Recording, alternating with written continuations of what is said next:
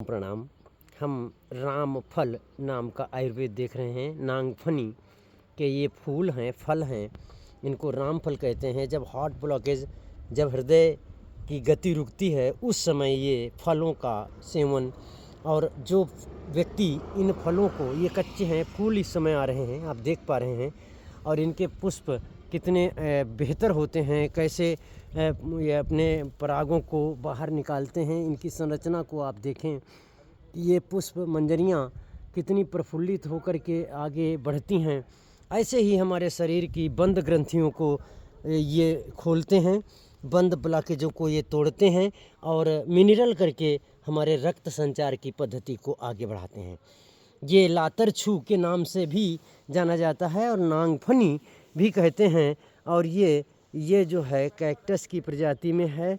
इस शरीर की सभी बंद ऊर्जा को खोल देना, बंद बलगम जमा हुआ बलगम जो होता है शरीर में, वो उसे तोड़ना, खून की गति जो अवरुद्ध हो गई है, संचालन रक्त का बढ़िया नहीं है, तो ब्लड फिल्टर करके और ये रुधिर को मिनरल फिल्टर करके आगे चलाते हैं।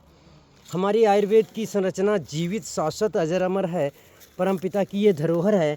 जब पुरानी गुलम गिल्टी हो जाती है तो इस भट्टे को भून करके, साबुत भून करके आग में जला देते हैं, और उसको कुचल पुचल के फिर तेल में चटनी करते हैं। यहीं पर ये है केवलीपाल नाम की, मकोई नाम की आयुर्वेद।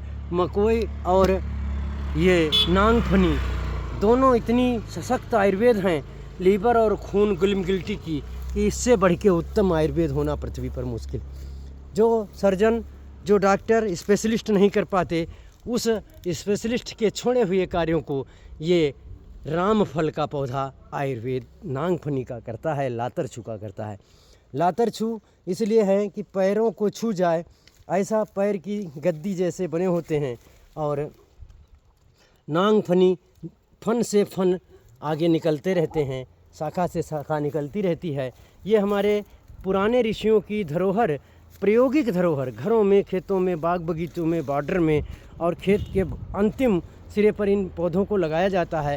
कहते हैं कि बिजली नहीं पड़ती, अर्थात बिजली पड़े हुए व्यक्ति को यदि इसका रस लगाते हैं तो शाक, बिजली के शाक से गंभीर व्यक्ति इसके रस के लगाने से ठीक होता है। रस बनाने की पद्धति, इन पत्तों को भून देते हैं और फिर तेल में जला करके रस तेल सहित तैयार करते हैं, जिसको कपड़ छन करके लगाया जाता है।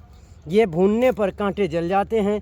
इनके महीन महीन रेशे हैं, बहुत महीन महीन रेशे हैं। यदि सीधे हाथ से हम इन्हें छूते हैं तो ये रेशे हमारे त्वचा में लग जाएंगे, और सीधे अंदर अंदर तक सूल के समान ये छेद करके पेन करेंगे, दर्द करेंगे। उस सीधे इनके प्रयोग को हाथों से न पकड़ के किसी भी पदार्थ को लेकर के तब हम इनको लेते हैं।